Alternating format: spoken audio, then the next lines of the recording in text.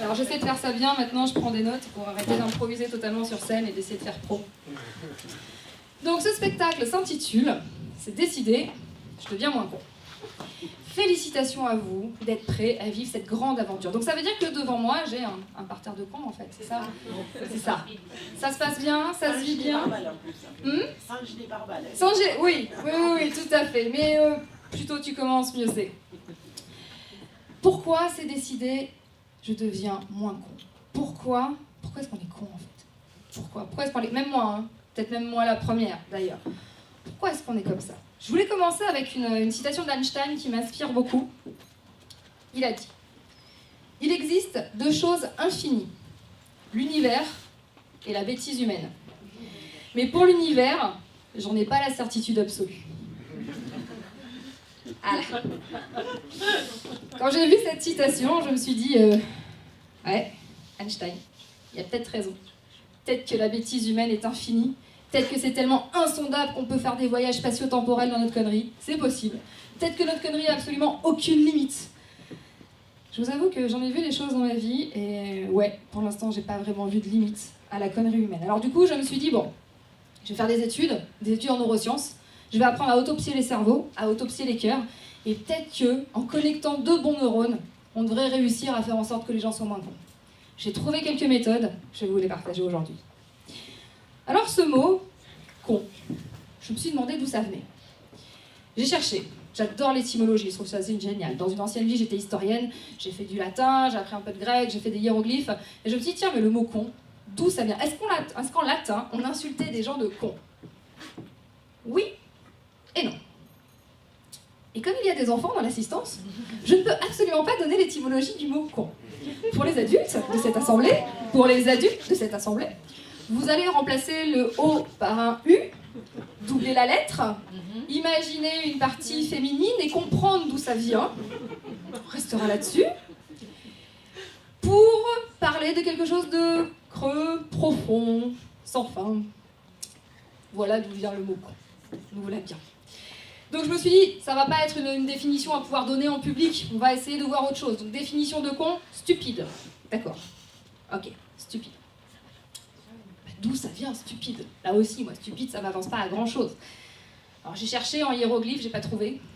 Entre les plumes, les chouettes, les yeux, les bras, j'ai pas trouvé ce que voulait dire stupide, mais en latin, stupide, ça vient de stupéfere, qui veut dire en état de sidération totale. Mais en fait, c'est la même racine que stupéfait. Alors la différence entre stupéfait et stupide, c'est juste le temps que ça dure. Stupéfait, c'est là, tu fais waouh. Stupide, c'est il se passe rien. C'est quand il n'y a aucun neurone qui se connecte. En état de sidération totale, tout s'arrête au premier étage, il ne se passe absolument plus rien. Donc, je voulais qu'on réfléchisse ensemble au fait que, des fois, on a les neurones qui ne se touchent pas. Ou que, des fois, ils se touchent en racontant des choses horribles. Et en nous faisant du mal. Et en faisant du mal aux autres. Ouais, ça va être génial comme soirée, on va s'éclater. Ouais, c'est vraiment génial. Bon, alors on commence à me faire traiter de con au début de la soirée, machin, tout ça. On va voir ce qui se passe. Pourquoi est-ce qu'on est sur cette approche à l'autre, avec nous-mêmes, dans quelque chose qui n'est pas toujours des plus intelligents, dirons-nous? Alors, ça se passe au niveau des neurones. Ça se passe partout où on va avoir des émotions qui se baladent. Partout où on va avoir des hormones qui vont circuler. C'est assez particulier. On va commencer par regarder ce qui se passe dans le cerveau. Alors j'ai amené un cerveau aujourd'hui. Depuis mon premier spectacle l'année dernière, j'ai eu un budget de fou.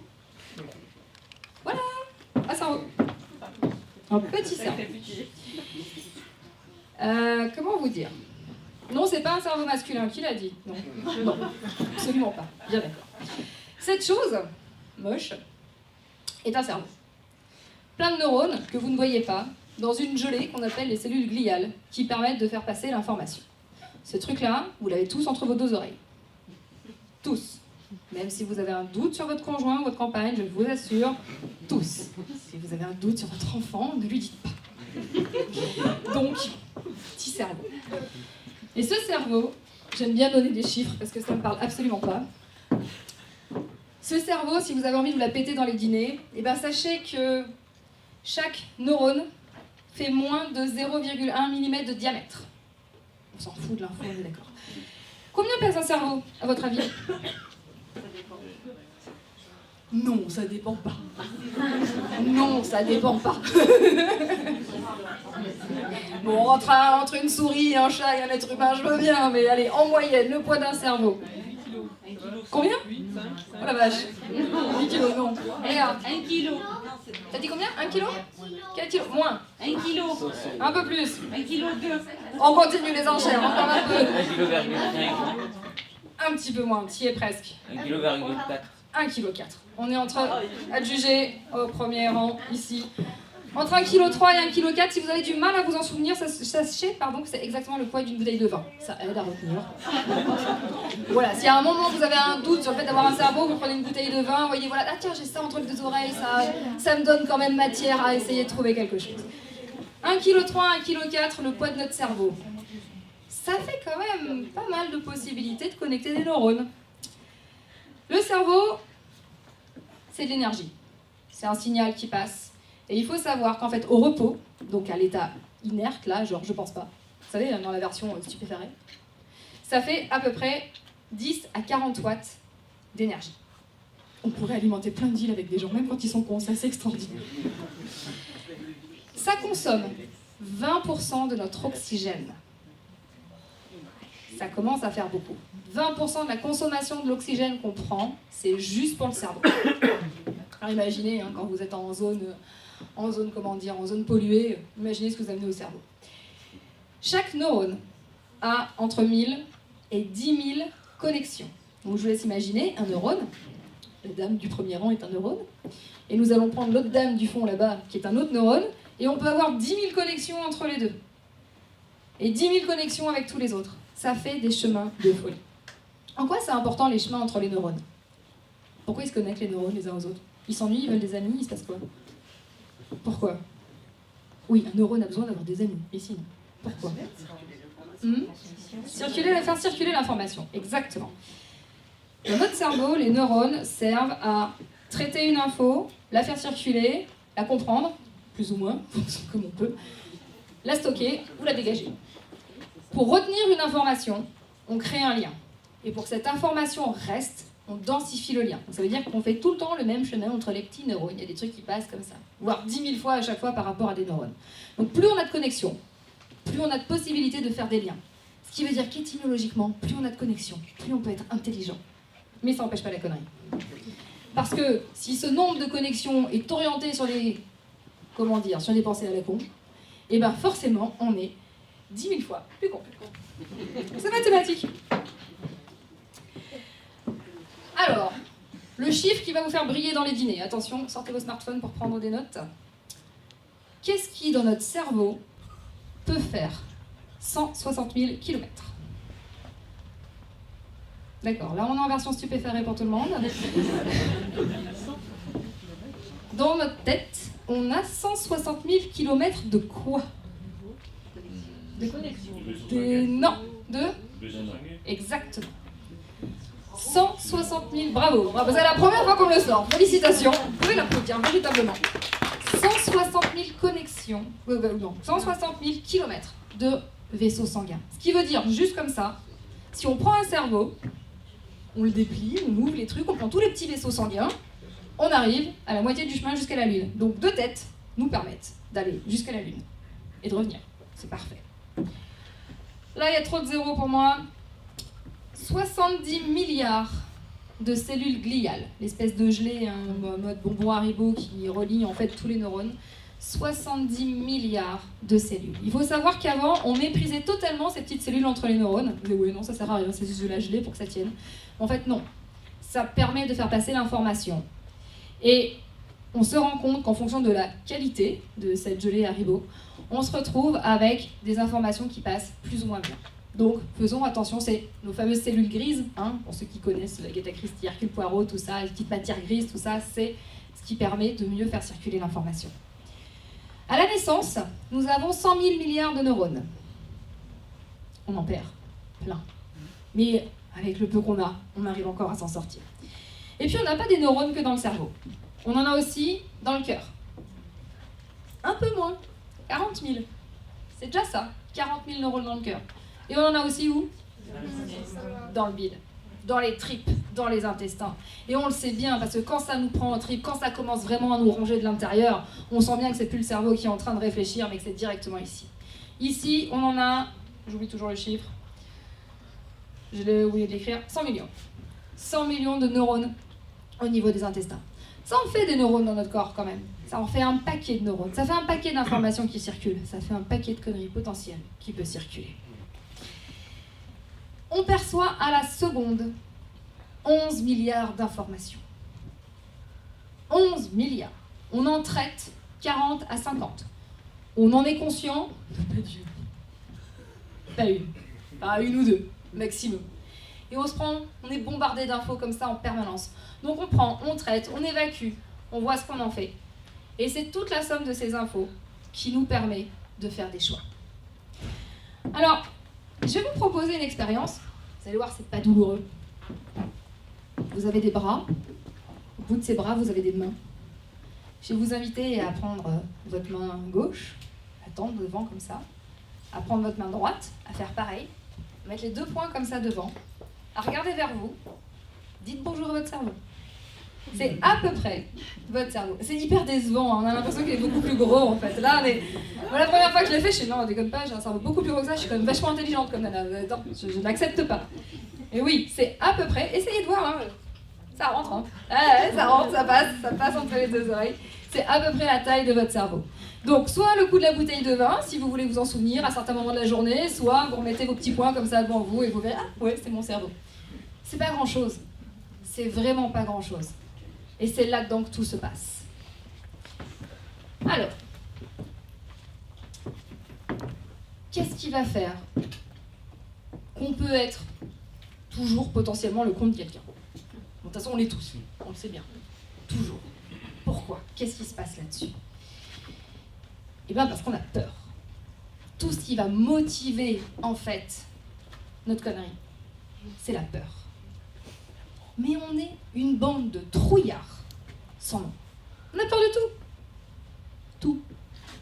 Le tonnerre, la pluie, le vent, les gens, le jugement, les voitures, l'incompréhension, les kilos en trop, le mec en retard, qu'est-ce qu'on peut avoir peur, de quoi on peut avoir peur, de la politique, les gilets jaunes, de qu'est-ce qu'on peut trouver encore, plein de trucs. On a peur des souris, on a peur des araignées, on a peur de ne pas y arriver. On a peur de ne pas être assez bien. Et on a peur de ne pas être aimé. Et tout ça, on se le crée tout seul. Et si on n'a pas réussi à se le créer tout seul, on a des gens bien intentionnés qui nous le créent pour nous. Attention mon petit, tu vas tomber, tu vas te faire mal. Attention, fais pas ça, ça va pas le faire. Attention. Combien de fois vous avez entendu attention quand vous étiez petit? Hein? Même 2 milliards. Ouais, vas-y, balance, ta mère est à côté, vas-y, fais-lui un procès, on peut. Je m'étais dit pas de procès aux parents, mais là, comme on a des enfants, on peut en profiter. Des centaines de milliards? Et t'as quel âge? 9 ans. Centaines de milliards et 9 ans. Combien de fois on vous a dit attention? Combien de fois on nous a dit fais pas ça? Bon, si c'était en train de voler dans le porte-monnaie de mamie, effectivement c'est normal qu'on vous le dise, hein, de pas faire ça. Combien de fois on vous a dit de faire attention à tout? Combien de fois on vous a montré que la vie, potentiellement, c'était dangereux?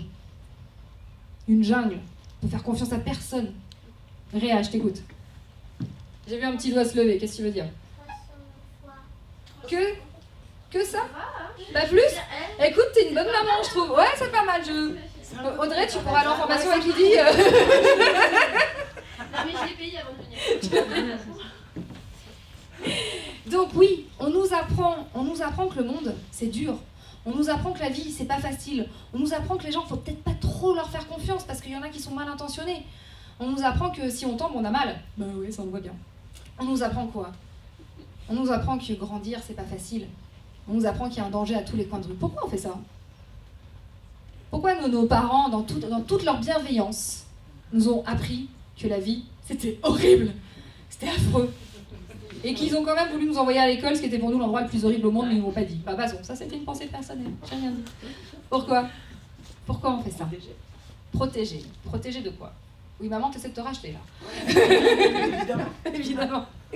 Protéger de quoi? La souffrance. De la souffrance, de la déception, de la désillusion, Du rejet. du rejet, de tous les trucs qui vont faire mal. Et vous savez quoi? Eh ben, quoi qu'il arrive, à partir du moment où on vit, on va avoir mal, et c'est ce qui fait que c'est chouette la vie. Et c'est juste la façon de le vivre qui va tout changer. Mais rassurez-vous, en fait, si vos parents vous ont pourri la vie en vous disant « Attention, fais pas ci, fais pas ça, sors pas, rentre pas trop tard », tu veux dire un truc? Après, sur ce qu'on nous apprend, on nous apprend surtout qu'on n'est pas quand alors qu'on l'est. Donc c'est Ouais. logique. Je pense que c'est mon futur assistant. Et oui, effectivement. Fais pas ci, fais pas ça. Pourquoi? Parce que notre cerveau est naturellement programmé pour voir tout ce qui est négatif. On va faire un petit bond dans le temps. Qui sommes-nous? On est des animaux. On a l'air intelligent comme ça, bien sapé et tout, avec un charisme de malade. Pardon, excusez-moi. Nous sommes des animaux. Et un animal, ça fait quoi? Ça broute, ça chasse, ça chasse du brin d'herbe, effectivement. Ça dort, meilleure activité au monde. Ça essaie de se défendre, ça survit. Un animal, ça survit. Un animal, ça bouffe ou c'est bouffé. En gros, même votre chat. Potentiellement, si vous le laissez sortir, c'est ce qui va lui arriver. Donc, mon cerveau, notre bon petit cerveau d'animal, est programmé naturellement pour survivre. Donc, pour me prévenir, s'il n'y a pas un danger qui me guette, un truc que j'aurais pas vu, un machin qui a bougé là-bas, on sait pas, dans un bosquet, un truc là-bas qui peut arriver, un truc là, une baie un peu bizarre que je vais éviter de bouffer, je fais attention à tout.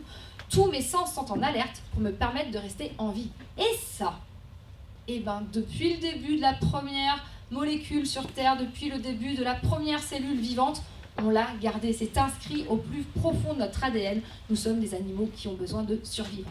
Donc, on se méfie de tout. On est parano.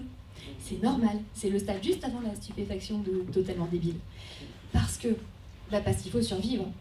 Et que plus on avance, en fait, et plus on est conscient du danger.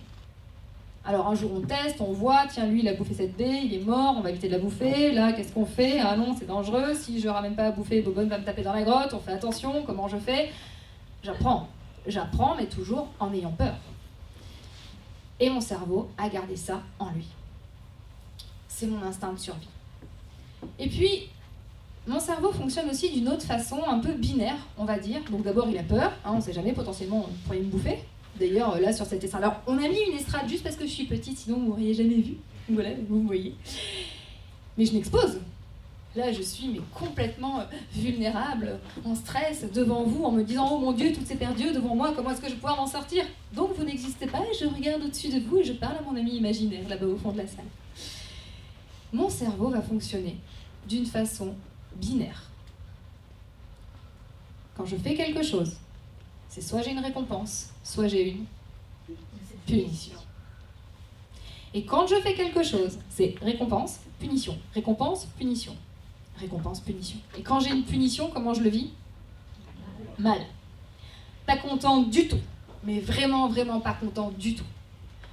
Naturellement, je suis programmée pour flipper et pour ne pas aimer être puni. Bon, ça c'est peut-être normal. Sinon, non, c'est hors cadre conférence quand on aime les punitions. On en parlera entre nous, on rentrera les enfants, on verra ça plus tard. Donc, je survis, et soit je suis récompensée, soit je suis punie. Et c'est avec ça que je me démerde tous les jours, pour faire mes choix, pour faire mes courses, pour travailler avec mes collègues, pour rouler, pour décider si je mets mon clignotant ou pas quand je vais dépasser, pour réussir à supporter mon collègue qui m'a agacé, pour réussir à faire telle chose ou telle chose. Pour écrire pour appeler belle maman, pour faire toutes ces choses-là, je vais être dans ce mode-là. Donc ça, c'est vraiment mon statut primitif. Donc, nous sommes tous des animaux dans cette salle et dans le monde entier. Alors, comment ça se va se traduire au niveau du cerveau? Nous avons 4 centres de gouvernance. Et attention, c'est le moment où je me transforme en artiste. Vous allez être éblouis, vous allez voir ça.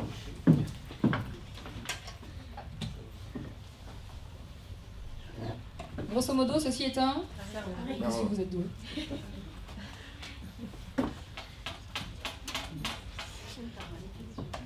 Quatre gouvernance. J'ai écrit pas très bien et j'assume complètement.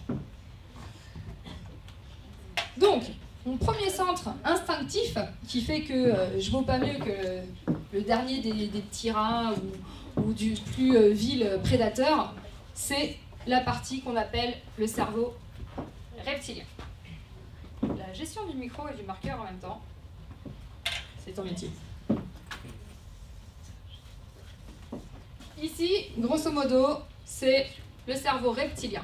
C'est exactement le même cerveau que tout ce qui est vivant sur Terre. C'est mon centre de décision pour la survie. Je bouffe ou je suis bouffé. Basique. Il me sert à boire, manger, dormir, me reproduire. Non, les hommes ont évolué. Ils ne sont pas qu'à ce stade-là. À chaque fois à la fin des conférences, on vient me dire « Mais vous êtes sûr que tous les hommes ont quand même la partie, le reste de la partie du cerveau ?» Oui, on a fait des études, on a ouvert, on a regardé les cerveaux, ils ont les autres cellules. Mais bon, on est quand même sur une partie instinctive ici. Et il faut savoir que ce premier cerveau, on le retrouve chez un gros ver de terre, il y a 500 millions d'années. Oui, on a quand même un peu évolué. Et ce gros ver de terre, en fait, avait son cerveau qui lui servait juste à capter l'information, capter de la bouffe, digérer, l'évacuer et avancer. Donc on vient de là, partie instinctive. Quand un bébé est né, c'est la seule partie du cerveau qui soit mature. Vous savez que votre bébé, il a besoin de manger, de dormir, de boire, d'être aimé. C'est là-dedans que ça fonctionne. Deuxième partie du cerveau. C'est bien, madame.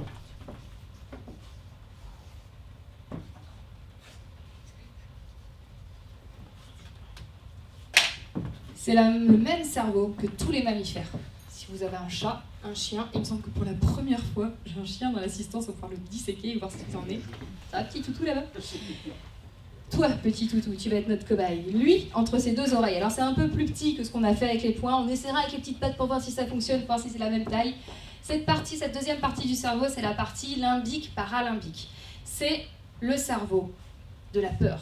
C'est le cerveau des émotions. C'est la partie où je suis con. Ça se passe ici. C'est exactement là. Et ça prend la moitié de votre cerveau. Cette partie-là, la même que les mammifères, me permet de réagir par rapport aux situations où je ne suis pas en situation de mort imminente. Ça me permet de voir comment, je ne mets pas l'affiche aux gens qui arrivent en retard, ça me permet, bonsoir, bienvenue. Donc cette partie du cerveau, en fait, me permet de gérer les émotions. Et c'est ici que sont enfouies toutes mes peurs. L'intégralité de mes peurs est là, c'est là que ça tourne en boucle, en fait. Et en mode automatique. Imaginons. Vous avez, qu'est-ce qu'on peut trouver comme exemple? Un truc automatique, je sais pas, c'est le matin, vous vous levez du pied gauche, ça va pas, vous commencez par renverser votre café, la douche est froide, bon résultat, ça commence à dire ah là, sale journée, machin, ça va pas bien se passer, etc. Puis de toute façon mon client aujourd'hui j'ai pas envie de le voir, et puis machin, ça me saouler, oh là, faut que j'aille chercher les enfants à l'école ce soir, j'ai pas le temps, blablabla, bla, bla, bla. Hop, mode automatique, on est en train de se créer son propre monde où ça se passe très mal. Et alors, mais ça part en 2 secondes. Je commence à avoir une pensée négative, et tout de suite j'ai une autre pensée négative, et tout de suite j'ai une autre pensée négative, et à la fin je dis oh non, c'est vraiment une sale journée, quoi, j'aurais mieux fait de rester au lit. Et toute la journée vous allez lui dire je savais que c'était une journée pourrie, je savais que c'était une journée pourrie, et puis là vous arrivez, et puis là c'est l'avalanche de toutes les choses négatives qui vont pouvoir arriver. Vous l'avez déjà vécu ça? Vous avez déjà eu une journée comme ça où tout s'enchaîne, où vous faites mais pourquoi je suis pas restée au lit ce matin, pourquoi j'ai pas dit que j'avais mal au dos, pourquoi j'ai pas dit que le chien de la grand-mère était mort, pourquoi j'ai pas fait ça? La même partie que le cerveau de tous les mammifères, en mode manipulation, émotion. Ça marche aussi quand on veut quelque chose. Vous connaissez tous cette image du chat là dans Shrek, je crois, avec ses yeux comme ça, qui vous regarde, qui essaie de vous implorer d'avoir quelque chose. On l'a tous fait, on a tous essayé, on a manipulé nos parents, on a manipulé Thierry, on a tout fait. Avec ces yeux-là, c'est là que ça marche aussi.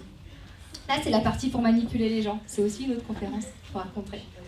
Là, siège de ma peur, siège des automatismes. C'est ce qui fait qu'à chaque fois que je vais être face à une situation, hop, ça enclenche de façon automatique. Alors des fois c'est bien quand ça enclenche de façon automatique, il n'y a aucun souci, vous savez marcher, vous savez conduire votre voiture, vous savez aller demander une baguette, ça pose absolument pas de problème, si quelqu'un vous sourit, vous souriez, ça c'est chouette, il n'y a pas de problème par rapport à ça. Mais des fois, c'est là où ça nous fait faire un paquet de conneries. Parce que dès que je sens que je commence à avoir peur, qu'est-ce qui se passe? Comment vous la ressentez la peur dans votre corps? Frustration. Frustration, comment ça se passe? Ici, hein, ça prend là. Oui. Ça va nous prendre soit à la gorge, soit au niveau du plexus solaire, soit au niveau des tripes, et on commence à avoir peur et on sent vraiment pas bien, pas bien, pas bien. Puis du coup, comme on se sent pas bien, ben, on n'a pas envie d'être bien, puis bah, du coup, on est con. On est agressif, on va balancer tout ce qu'on a envie de balancer à l'autre, et puis hop, ça sort comme ça, sans filtre. Ou pire, ça sort, on y a réfléchi, et c'est vraiment une saloperie qu'on est en train de sortir. Et ça se passe ici, dans cette partie du cerveau. Parce que là, je me défends. Si ici, c'est mon instinct de survie par rapport à ma vie et la mort, là, c'est ma survie sociale. C'est-à-dire que là, si quelqu'un commence à s'attaquer à mon intégrité, à qui je suis, à l'image sociale que je renvoie, bah faut qu'il crève, en fait. Il n'y a pas d'autre possibilité, il dégage, c'est pas possible. Ou alors, je vais me cacher dans un trou de souris. Heureusement, on a une troisième partie de cerveau. Malheureusement, on ne nous en parle jamais.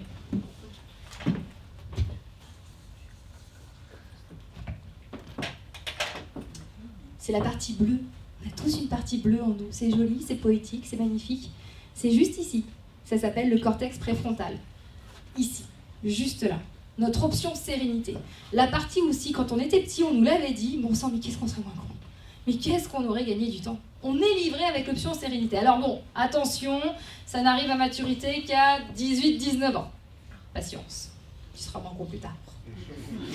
Tous ceux qui ont moins de 18-19 ans, vous avez encore le temps. Pour les autres, aucune excuse. Aucune. Qui active son option bleue tous les matins? Ben voilà. Ah, un peu quand même. Cette partie du cerveau, on ne la connaît que chez l'être humain. Et c'est la partie du cerveau qui nous permet de prendre du recul. C'est dans cette partie aussi que se font les apprentissages notamment. Et c'est la partie qui permet de se dire, mais en fait, je peux arrêter de faire tourner le moulin automatique que j'ai juste au milieu dans la partie limbique. Je peux arrêter d'être con. Je peux arrêter de tout prendre perso. Je peux arrêter de penser que mon voisin est venu sur Terre juste pour me pourrir la vie. Je peux. Bon, j'ai quand même fort doute et je me dis que vraiment il est là pour ça, mais peut-être que ma collègue, elle n'est pas là juste pour faire en sorte que ma vie soit un enfer. Peut-être que c'est quelqu'un de gentil, en fait. Non, c'est pas possible. Si, peut-être, on sait pas. Alors, on est un peu schizo quand on active la partie bleue. Hein. On se parle à soi-même et on se fait plein de scénarios, on se reparle encore à soi-même et à un moment, on se perd. Mais ça nous permet quand même de prendre du recul. Cette partie, le cortex préfrontal, qu'on appelle le néocortex, nous permet véritablement d'arriver à voir la vie autrement, en bleu, en rose, avec des paillettes comme vous en avez envie. Mais c'est ce qui vous permet de sortir de ce mode automatique. On a une quatrième gouvernance dans notre cerveau qui se situe par ici. C'est une petite glande qui se balade là-dessous au niveau de l'hypophyse. Et c'est ce qu'on appelle le positionnement grégaire. Est-ce que quelqu'un parmi vous a entendu parler de cette chose, le positionnement grégaire? Non, c'est un nom bizarre, hein. Ça donne pas envie en fait de savoir ce que c'est. Non, je n'ai pas ça dans mon cerveau. Certainement pas. Déjà que je suis un peu naturellement con, je vais pas me rajouter ça en plus. Positionnement grégaire, c'est ce qui va faire que naturellement, je domine le monde ou je me sens totalement écrasée. Naturellement, je vais avoir une attitude qui va faire que je vous prends totalement de haut, vous n'existez pas, vous êtes insignifiant, ou alors je vais m'excuser d'exister, je vais me faire le plus petit possible. Et si je pouvais être aplati comme un tapis là devant vous, je le ferais.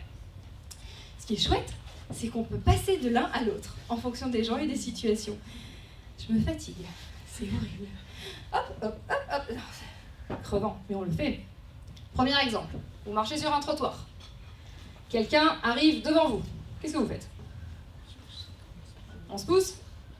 Réa? Tu dis bonjour. Tu dis bonjour. Tu dis bonjour en lui disant casse-toi ou tu dis bonjour en disant oh tu es gentil, vas-y, je t'en prie, passe devant moi. Tu dis casse-toi. Ok, toi tu dis casse-toi. Toi t'es en mode dominant. Qu'est-ce qu'on peut faire? On se pousse pour laisser passer. On fonce, on s'en fout.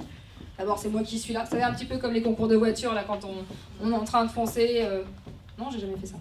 On est comme ça et tout, et on voit l'autre arriver. En gros, c'est bah, tu te casses, c'est moi qui suis là, tu dégages jusqu'à la dernière minute. Je me suis encore jamais frappée à quelqu'un parce que je fais des expériences des fois, je m'amuse avant de faire les spectacles comme ça. Il faut que je teste.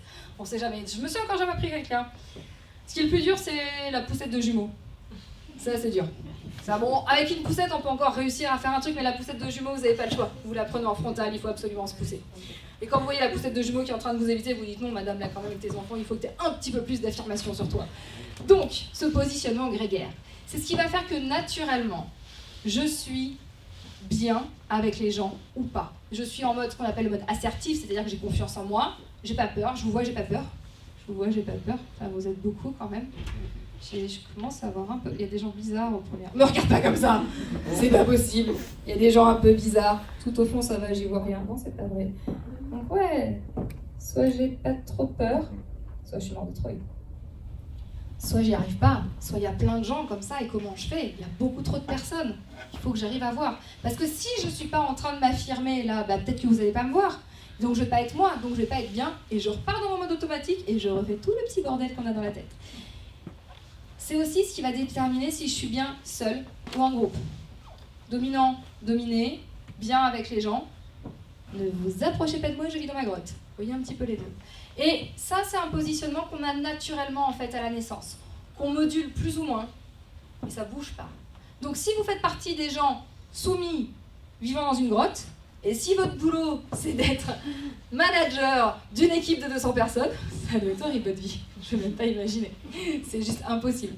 Et l'inverse c'est vrai. Si vous êtes naturellement dominant pour être dans une foule et qu'on vous a foutu dans un placard au boulot, et ben ça va pas bien non plus.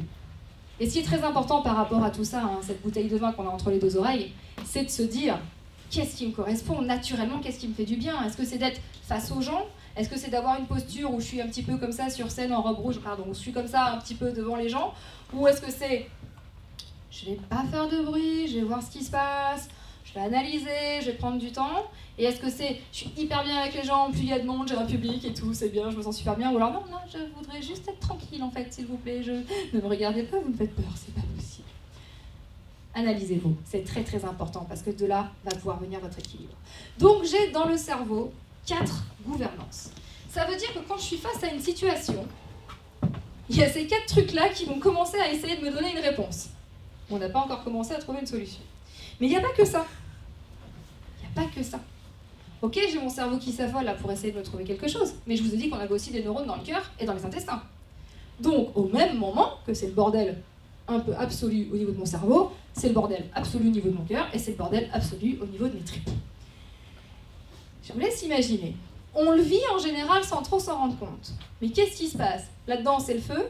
Raison, c'est logique, c'est pas logique, machin et tout. Là, c'est j'aime pas, je sais pas, je veux pas, j'ai envie, j'ai pas envie, je sais pas, j'aime, Tais-toi, d'accord, ok. Et là, c'est vas-y, ou n'y va pas.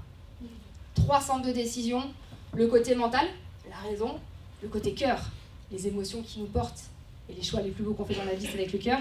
Et le côté trip, vraiment, j'allais dire survie, instinct, qui fait non, là, vas-y, défonce-lui la tronche, ou là, vas-y, casse-toi. C'est un peu comme ça. Oui, ça arrive qu'on le pense. Si, quand on est à la caisse et qu'on a quelqu'un qui nous bouscule, qui nous passe devant, oui, et même si c'est une petite vieille, et ben tant pis, on l'a tous eu la scène où on lui mettait le panier entre les deux oreilles. Si, je le vois, je sais, l'autre jour je l'ai vu dans le supermarché.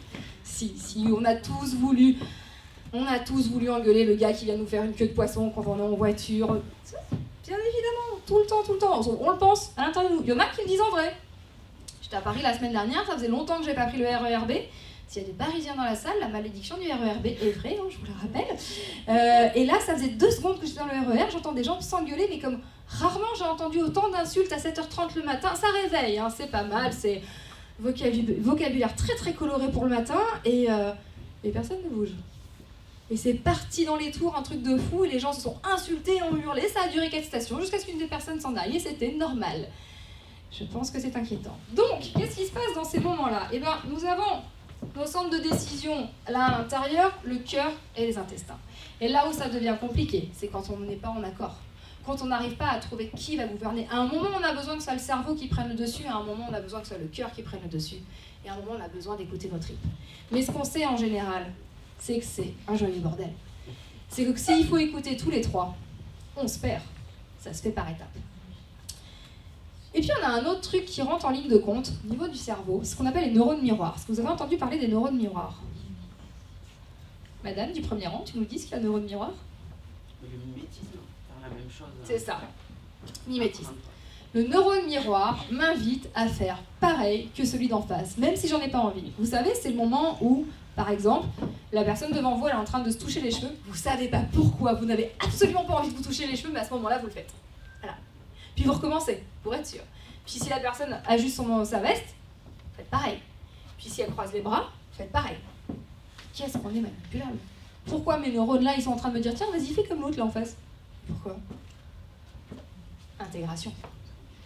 Ça me permet d'essayer de dompter la bête qui est en face de moi.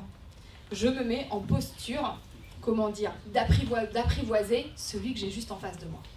Donc, mais ce qui est fou, c'est que j'ai pas envie de le faire, mais je le fais par instinct. Vous voyez pourquoi c'est un petit peu le bordel quand même là-dedans. Bon, avec tout ça, il faut arriver à être nous-mêmes quand même à un moment. Comment ça se passe? Ce qu'on voit en neurosciences, c'est que dans ce joyeux bordel-là, on a notre personnalité qui émerge.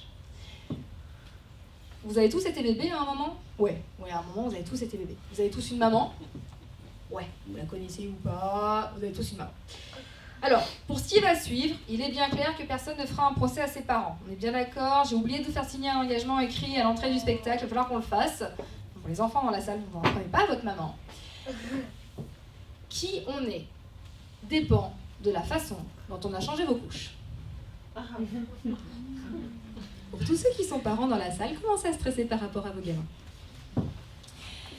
La façon dont s'est passé les 3 derniers mois de grossesse de votre maman et les 6 premiers mois de votre vie détermine votre personnalité. Si jamais... Ouais, Audrey, c'est foutu. Hein. C'est foutu, c'est trop tard. Si jamais votre petit bébé, vous étiez là en train de remplir ses besoins avant qu'il ait besoin de quoi que ce soit. Oh, il a faim, je le nourris. Il a rien demandé. C'est pas grave, je le nourris quand même. Oh, tiens, attends, faut que je le change tout de suite. Il est pas ça. C'est pas grave, je le change tout de suite. Si vous étiez du genre parent un peu flippé, non, je ne jugerai pas, genre un petit peu extrême, voilà, et que votre enfant a toujours eu les choses avant d'en avoir besoin, il va se dire que la vie c'est super cool. Il n'y a rien à faire, on me donne tout. Donc il va être un peu en mode philosophe. En mode j'observe la vie, je regarde les étoiles, c'est tranquille, c'est léger, tout ça, ne me bousculez pas, j'ai l'habitude qu'on m'amène tout cuit, pourquoi tu me demandes de faire un truc? Pourquoi il faut que je fasse des choses? C'est horrible, normalement on fait tout pour moi. Bravo les mamans comme ça, je félicite pas. Donc ça, c'est un tempérament, c'est une personnalité. On en a 8 comme ça en neurosciences qui sont identifiés.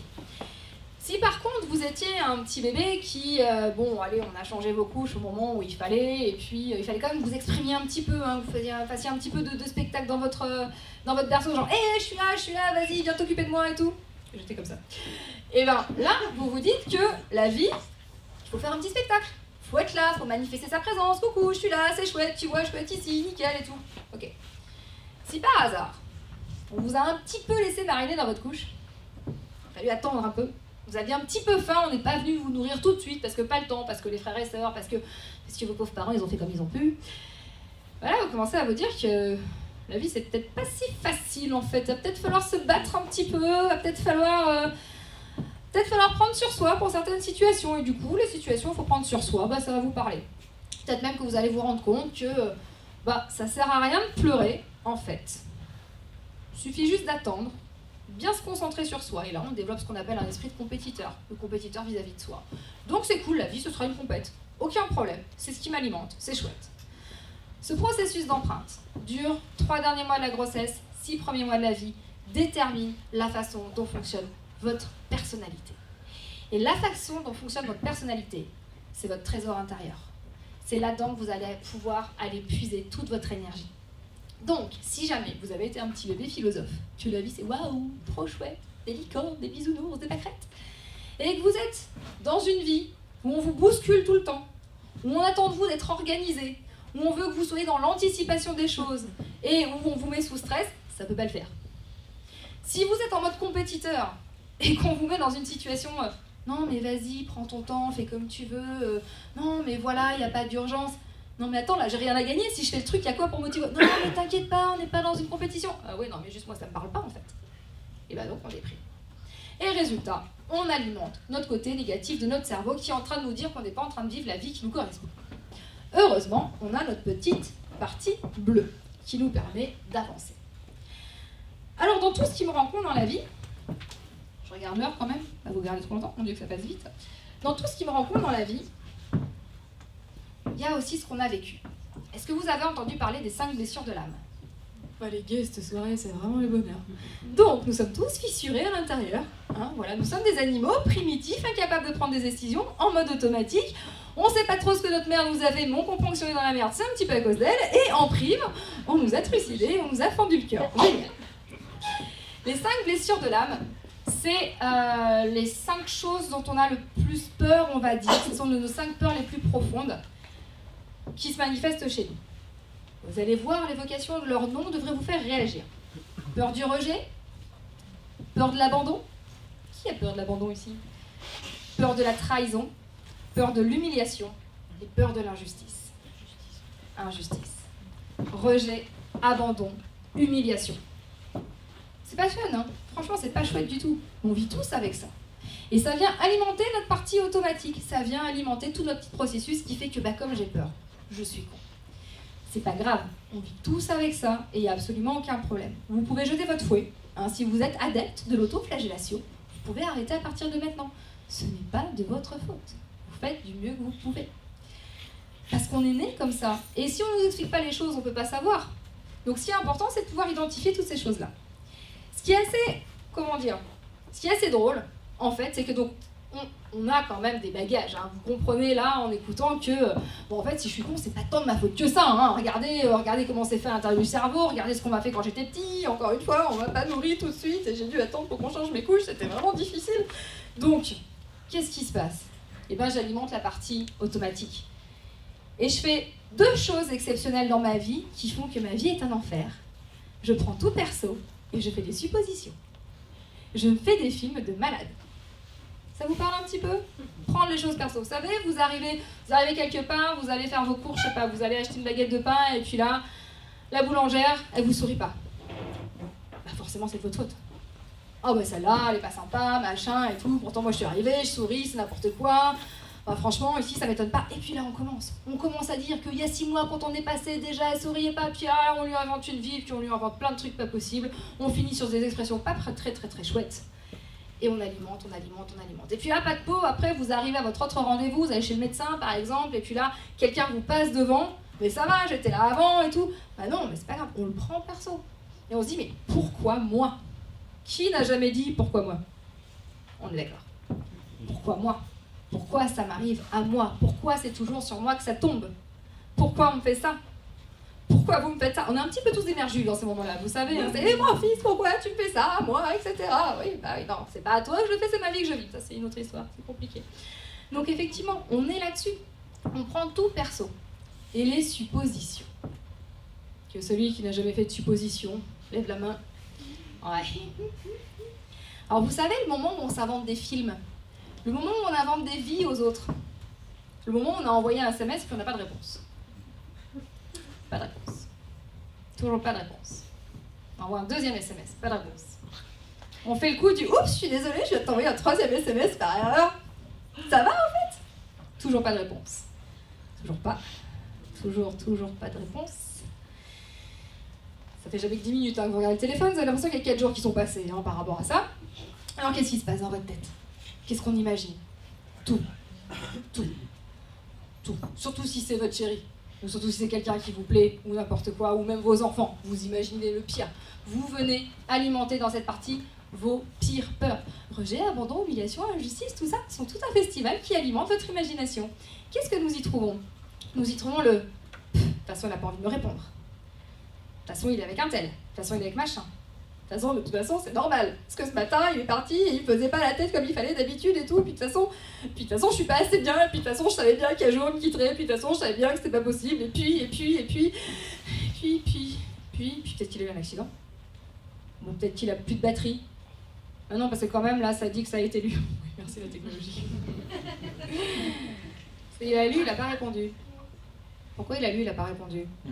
Non mais on parle de moi là, pourquoi il a lu, il a pas répondu? C'est quoi? Il a un truc de mieux à faire que de me répondre là maintenant? Qu'est-ce que c'est que cette histoire? Pourquoi il le fait pas? Qu'est-ce qui se passe? Je comprends pas, c'est pas normal.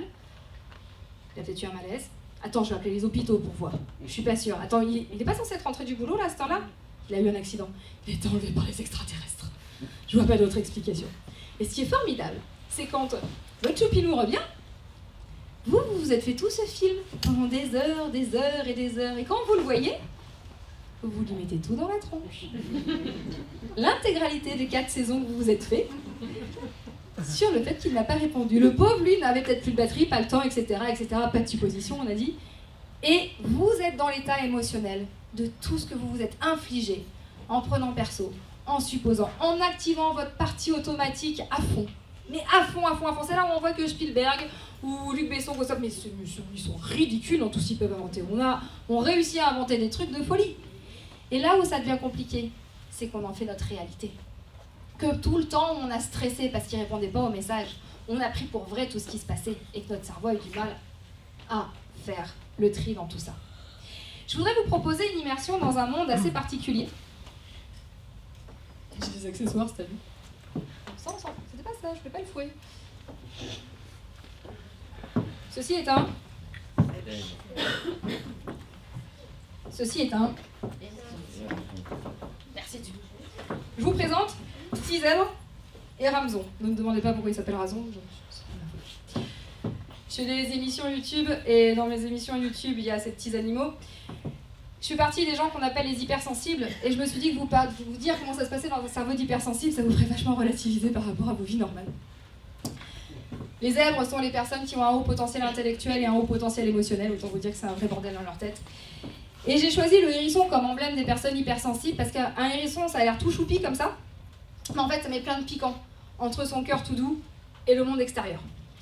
Et donc, dans le monde de ces petites bestioles et dans ma tête à moi, chez les hypersensibles, il faut vous imaginer qu'on vit tout ça, puissance 10, en même temps, les 5 blessures de l'âme à fond en permanence, avec c'est formidable, la vie est horrible, c'est formidable, je veux mourir, c'est là.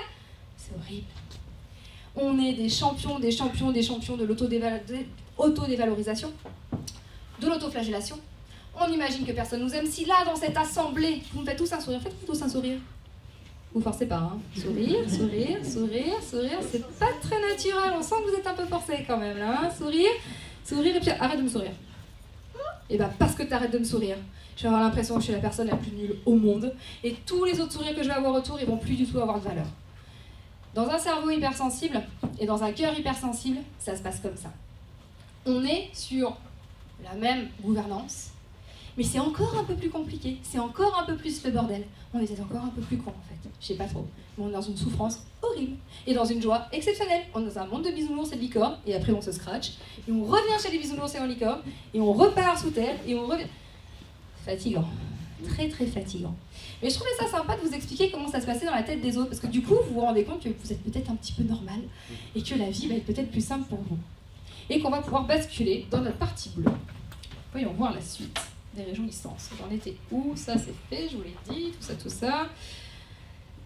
Être au monde merveilleux des zèbres et des hérissons, c'est quelque chose d'extrêmement épuisant.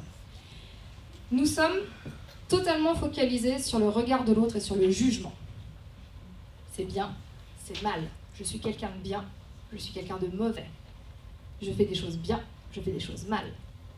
Du coup, je pense que je suis con à peu près tout le temps. Comme ça, c'est simple. Ça, voilà. Pas de difficulté par rapport à ça. Et puis, il y a le moyen de s'en sortir. Il y a le moyen de se sortir de tout ça. Comment on fait? Je vous l'ai dit, on active la zone bleue de son cerveau. Alors, activer la zone bleue de son cerveau, c'est se dire « Je peux penser autrement. J'arrête de me dire que si Germaine, ce matin, elle m'a fait la tronche, c'était pas contre moi. J'arrête de me dire que si la mamie dans le supermarché, elle m'a bousculé, c'était pas pour m'embêter et me pourrir la vie. J'arrête de me dire que si mon collègue, il m'a pas rendu le dossier à temps, c'est pas pour me pourrir la vie. J'arrête de me dire que si ma voiture ce matin n'a pas démarré, c'est pas parce que ma vie est pourrie. Je me dis que peut-être, potentiellement, ça peut être chouette. Et à partir de là, je vais passer dans la partie bleue. On essaye. Attention, ça fait pas mal. Une croyance limitante. Qu'est-ce que vous pourriez me dire? Un truc comme ça où vous êtes persuadé que c'est pourri dans votre vie, que voilà. Allez, imaginons, hop, la voiture, oui, allez-y. Je trouve que les exemples que vous prenez sont souvent, pour les personnes qui ont des troubles, c'est souvent des exemples féminins. C'est pas du tout une croyance limitante, c'est une vraie réalité. Oui, alors, imaginons qu'effectivement... Bien, ça va me faire bosser sur moi, ça. Donc, exemple, vision féminine, donc du coup, comment mieux considérer le masculin? Est-ce que je vais réussir à basculer là-dedans? J'ai pas prévu le filet, j'ai pas prévu les grappins, la corde et tout ça pour escalader là-dessus, on va essayer. Alors, est-ce que je peux penser un truc positif d'un mec? Je vais avoir besoin d'aide là. Aidez-moi. Mesdames, est-ce qu'on peut? Enfin, je sais pas, me laissez pas toute seule sur cette action. On peut ou pas? Générosité. Générosité, tu dis?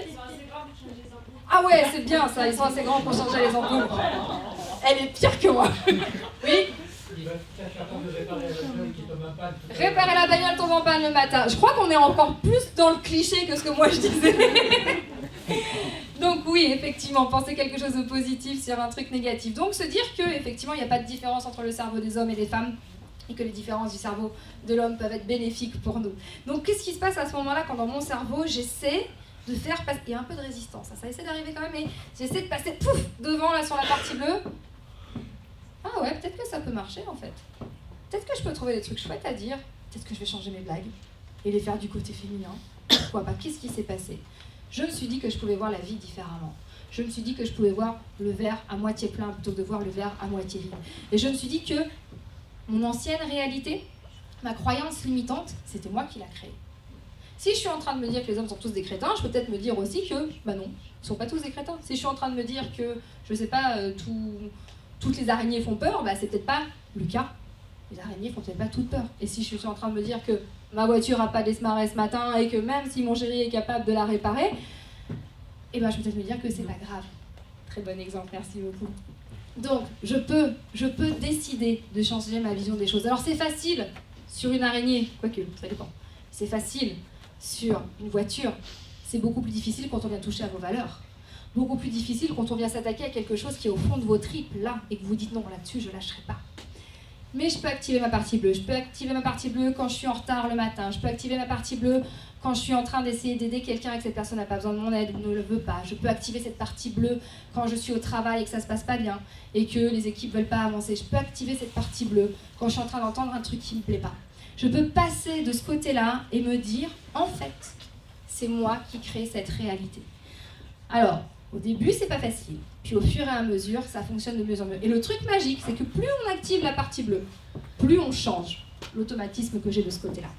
Et c'est ce qui est magique. Je peux changer mes pensées. Je peux devenir moins con. Je peux me dire que je peux penser des choses totalement différentes. Je serai peut-être toujours contre quelqu'un, on est d'accord, mais je peux effectivement devenir moins con en changeant ma réalité. En me disant qu'en fait, la vie, c'est chouette.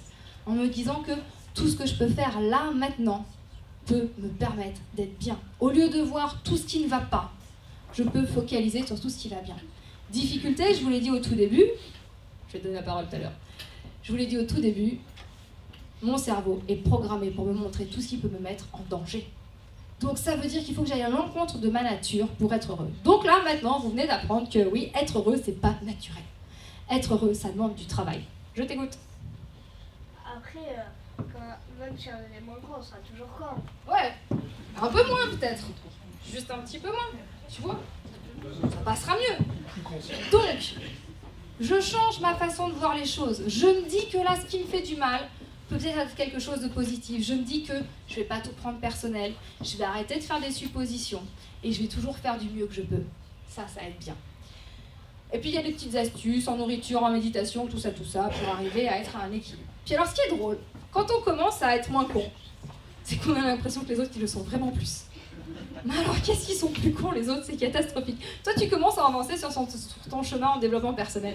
Tu commences à voir des licornes et des pâquerettes, tu te dis que les zèbres et les hérissons, c'est mignon, ils sont gentils, on les accepte. Et puis tu vois tes proches. Et puis, tu vois tes collègues. Et là, tu fais, mais qu'est-ce qui s'est passé? Il y a une faille temporelle entre vous et moi, mais ils ont toujours été aussi cons. C'est sûr.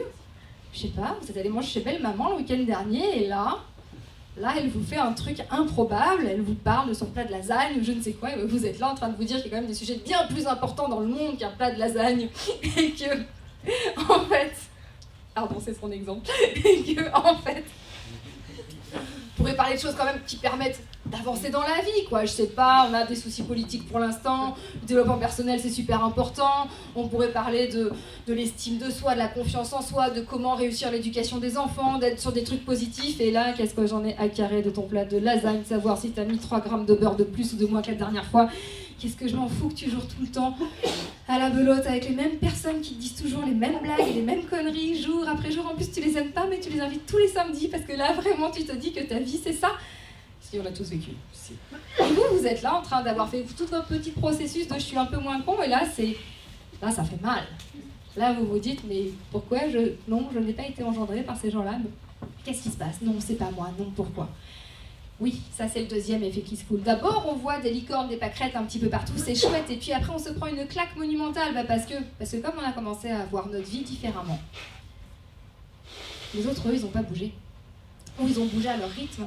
Et là, on vit un décalage. Et c'est là où c'est votre épreuve.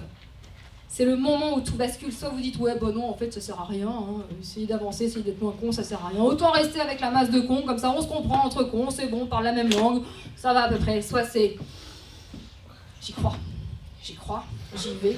Alors, on a un symptôme qui est que dès qu'on commence à être un peu moins con, on a envie de... C'est comme si on pouvait toucher tout le monde et dire, voilà, tiens, fais ça, tu seras moins con, fais ça, tu seras moins con, fais ça, tu vas voir, tu vas être heureux, ça va être génial, tu vas t'éclater, mais t'es plus heureux dans ton travail, mais change de boulot, c'est pas grave, ton voisin te fait chier, bah déménage, tu t'en fous, ta maison, machin, bah vas-y, quitte là, tu t'en fous, oui, mais machin, blablabla, oui, mais non, mais tu vas voir, c'est formidable et tout, oui, mais non. Au bout d'un moment, les mais non en face, on n'en peut plus, quoi.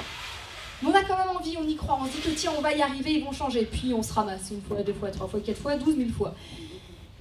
Et là se fait un choix. Qu'est-ce que je fais? Je retourne chez les cons. Ou j'avance, mais c'est trop tard. C'est trop tard. Vous avez commencé à activer votre partie bleue, on ne revient pas en arrière. À partir du moment où on est moins con, on est moins con. Vous êtes prêts à ça?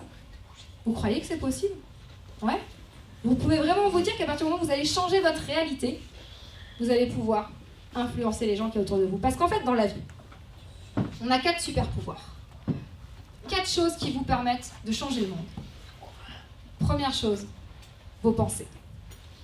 Si je pense et que je décide que je suis moins con, voir que je suis intelligent, voir que peut-être que je suis quelqu'un de positif qui fait des choses bien, voir que peut-être la vie c'est beau, ou attention je vais loin là, ou peut-être qu'on peut changer le monde, et bien à partir de ce moment-là, mes pensées vont avoir un impact sur mes paroles, qui vont avoir un impact sur mes actions et qui vont avoir un impact sur l'énergie que je dégage. Et il est évident qu'entre le « ouais, bonjour, ça va, j'ai passé une nuit pourrie, la journée ça va être l'horreur, machin, tout ça, filez-moi le dossier, là », et le « bonjour, ça va? Vous avez passé une bonne nuit? C'était sympa? Ah, vous avez fait ça? Je suis super heureuse pour vous. Allez, à tout à l'heure, on avance. » Bah évidemment, l'énergie que j'envoie va pas du tout être la même. Donc vos 4 super pouvoirs, vos pensées, vos paroles, vos actions et l'énergie dans laquelle vous faites tout ça. Et puis il y a un autre super pouvoir. Là, tout de suite maintenant, vous avez la possibilité de changer vos hormones. Bon, vous n'avez pas tous changé de sexe, hein, on est bien d'accord. Mais vous allez pouvoir changer vos hormones. On a 2 hormones qui influent la confiance en soi. Le cortisol, l'hormone du stress, et la testostérone. De l'autre côté, un peu, je suis là, quoi. Et en fait, il y a un petit exercice tout simple qui vous permet de vous transformer dans la partie de vous-même qui aura le plus confiance en soi. C'est l'exercice Wonder Woman. Je montre. Puis vous allez vous lever, vous allez le faire avec moi. On se lève. Il y a des hommes qui pensent à Superman aussi. Wonder Woman, si, Superman il prend la même pose. Allez, c'est l'exercice super-héros. Exercice super-héros, on se tient droit. Les jambes dans l'ouverture des hanches, le plus droit possible. Vous vous rendez compte déjà qu'en étant droit, c'est vachement dur de faire la gueule. Voilà, c'est bon. Essayez de faire la gueule, c'est... Ah non, ça nous fait tomber. Donc on se tient droit. Et puis on met les mains sur les hanches comme ça. Parce que si je vous fais faire comme ça, vous allez assommer votre voisin. On met les mains sur les hanches comme ça. Comment on se sent là? Détendu. C'est un petit peu comme si vous étiez tous sur l'estrade avec moi. Là. Ça, c'est l'exercice super-héros. Et très sérieusement, scientifiquement prouvé, vous restez 2 minutes comme ça tous les jours. 2 minutes comme ça devant votre glace. Alors, dans les couples, c'est assez drôle. Parce que quand je le fais en formation et que le lendemain, je vois mes stagiaires, ils me font « Je l'ai fait hier, hein. Ma femme, elle m'a demandé ce que je faisais. En plus, je l'ai fait tout nu, elle s'est posé des questions. » Merci.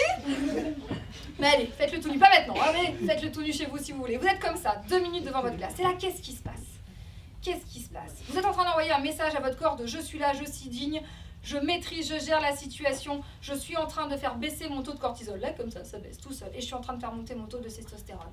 2 minutes. 2 minutes chaque jour. Et vous serez totalement transformé. Ce que vous êtes en train de sentir à l'intérieur de vous, c'est en train d'envoyer un message à votre cerveau qui lui dit « Tu es là, tu es posé, tu es digne, tu es en mode ce qu'on appelle le mode assertif. Tu es aussi prêt et disposé à ouvrir ton cœur, à être dans l'amour. Je suis aligné avec qui je suis. » 2 minutes comme ça, 2 minutes et votre bouteille de vin de la tête, elle arrivera à basculer le plus facilement possible dans la zone bleue. 2 minutes et vos peurs s'atténueront. 2 minutes. Et chaque jour, vous serez un peu moins con. Merci beaucoup.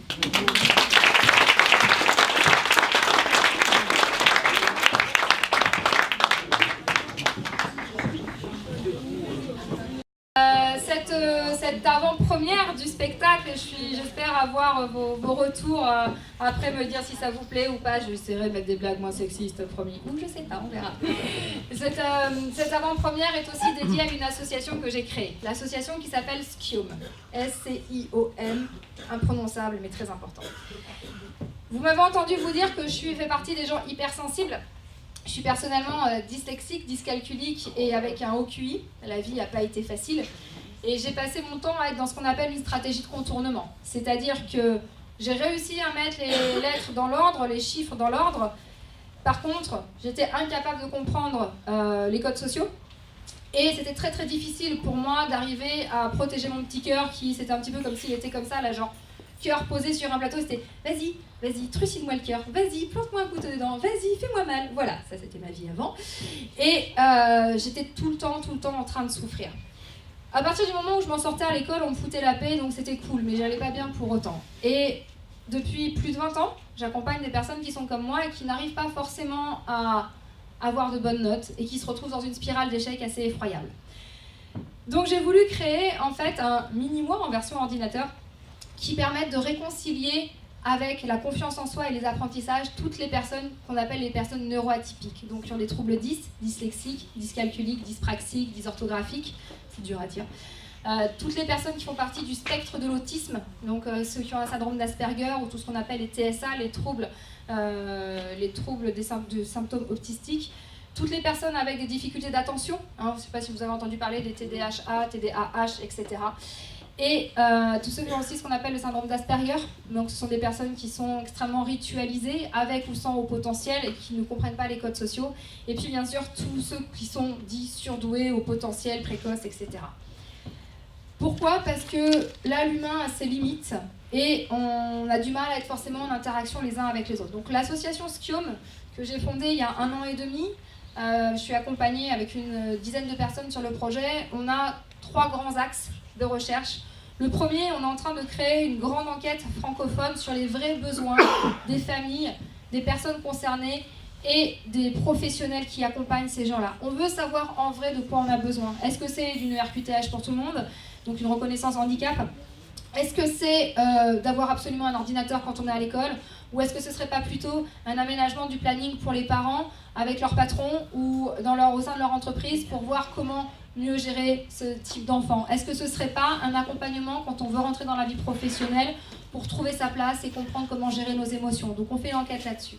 Deuxième projet, on est en train de créer une plateforme numérique qui génère des parcours d'apprentissage basés sur le fonctionnement du cerveau des personnes neuroatypiques. On a une pensée un peu bizarre qui part dans tous les sens, et ce qui fait que des fois on pige absolument pas ce qu'on nous raconte. Et l'idée c'est de faire en version numérique une plateforme qui permette de comprendre comment fonctionne notre cerveau et donc du coup de tout comprendre, de se réconcilier avec les apprentissages. Parce que quand on y arrive, quand on voit qu'on arrive à comprendre, d'un coup dans notre vie ça va mieux, on se sent moins con, et vraiment moins con. Parce qu'on a vraiment tous l'impression, même quand on est surdoué, qu'on est des imposteurs et qu'on vaut rien du tout. Et le syndrome de l'imposteur, se dire qu'on est nul, qu'on a 0 mérite, c'est pas facile tous les jours quand on va dire ouais ça va, c'est bon, t'as des bonnes notes, ça va, t'y arrives, t'as un super job, ouais mais c'est pas si simple à l'intérieur en fait. Et le troisième axe, c'est justement d'arriver à gérer cette hypersensibilité et à comprendre les codes sociaux avec ce qu'on appelle un serious game. Je sais pas si vous connaissez les serious games, c'est un peu comme des jeux vidéo. Et l'idée, comme l'humain pour nous est un bloquant, pour moi c'était avant, j'arrive à être devant vous, c'est pas si mal, vous êtes des êtres humains, oui, vous êtes des êtres humains. Comme l'humain et le rapport à l'autre est difficile, pouvoir travailler sur ses émotions avec un serious game, c'est aujourd'hui ce qui fonctionne le mieux. Au Canada, ils travaillent avec les personnes bipolaires. En Allemagne, ils bossent là-dessus avec les autistes pour traduire les émotions. Donc moi, j'ai fondé cette association il y a 1 an et demi. Ce midi, je déjeunais avec un attaché parlementaire pour pouvoir aller présenter ce projet encore une fois au ministère de l'Éducation nationale. Je ne désespère pas d'y aller. J'ai des contacts au Canada et tout ça pour arriver à avancer là-dessus. Donc voilà, C'est un projet qui est là pour aller réchauffer le cœur et les cerveaux des personnes un petit peu différentes, des zèbres, des petits hérissons, et puis ça fonctionne aussi pour tout le monde. Donc merci beaucoup, parce que je ne sais pas combien vous êtes ce soir, mais venez une cinquantaine, ça veut dire qu'il y a au moins 100 € qui ont été récoltés pour l'association, et pour ça je vous dis un grand merci. Si vous voulez en savoir plus, ma magnifique assistante qui a disparu, qui est là-bas au fond, qui est en train de s'occuper du vin, répondra à toutes vos questions, moi aussi. C'est un projet auquel on croit, on est vraiment sur cette logique de handicap invisible, de donner sa chance à chacun. C'est ce qui fait aussi que je suis engagée au Rotary pour pouvoir supporter un max d'associations, pour pouvoir faire avancer les choses. Je pense que si on a la capacité de faire le bien autour de soi, on peut réussir à essaimer un maximum, et ça c'est être en mode bleu à fond, et ça fait vachement bien. Donc je voulais vraiment vous dire un immense merci d'avoir été là ce soir, même si c'était sous la menace, sous la contrainte, et si on vous a dit que vous serez pendu si vous ne veniez pas ce soir. Je voulais vous partager l'existence de Skiome. Vous pouvez adhérer à l'association, vous pouvez faire un don, c'est défiscalisable. Et il y a aussi les livres que j'ai écrits sur les personnes hypersensibles qui sont présents ce soir. Si vous voulez une petite dédicace, ce sera avec grand plaisir. Je vous promets, je lâche ce micro. On va aller boire un verre. Et encore un immense merci à vous d'avoir été là ce soir.